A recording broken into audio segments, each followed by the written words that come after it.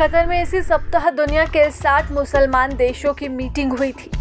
इस मीटिंग का एजेंडा था इजराइल की ओर से कतर की राजधानी दोहा में हमलों पर बात करना। इस दौरान पाकिस्तान, तुर्की जैसे मुसलमान देशों ने इस्लामिक नाटो संगठन बनाने तक का सुझाव दिया था।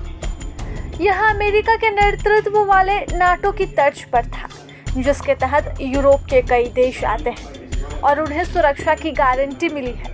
इसी तरह मुसलमान देशों को सुरक्षा की गारंटी देने के नाम पर इस संगठन के निर्माण की बात कही गई थी। मीटिंग में इस पर कोई ठोस पहल तो होती नहीं दिखी, लेकिन पाकिस्तान और सऊदी अरब ने इस ओर कदम जरूर बढ़ा दिए हैं।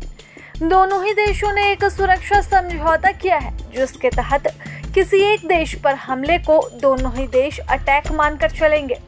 इस तरह दोनों ही देशों ने एक दूसरे को सुरक्षा गारंटी दी है और आने वाले वक्त में खड़ा रहने का संकल्प भी जताया है।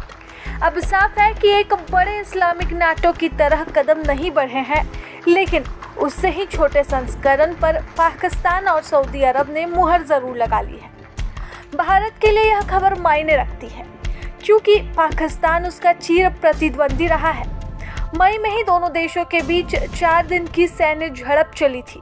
इसके अलावा भी अक्सर तनाव बना रहता है।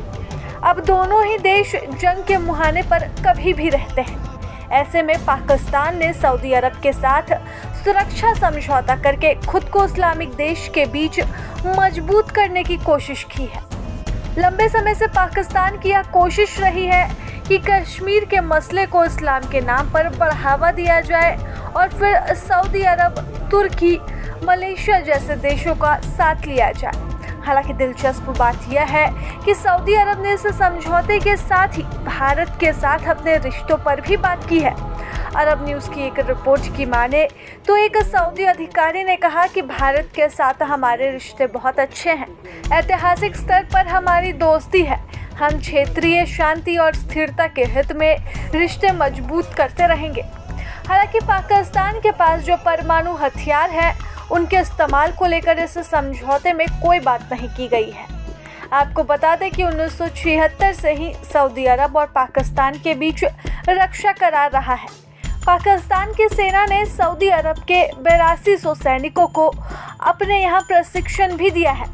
माना जा रहा है कि कुछ और मुसलमान देशों के बीच ऐसे ही करार हो सकते हैं। दरअसल इजराइल को लेकर इस्लामिक मुल्कों में यह आवाज़ उठती रही है कि उन्हें एक होकर प्रतिकार करना होगा। हालांकि इस मामले पर सारे देश एकमत नहीं दिखाई दे रहे हैं। प्रभातखबर.com, विश्वास वही, रफ्तार नहीं।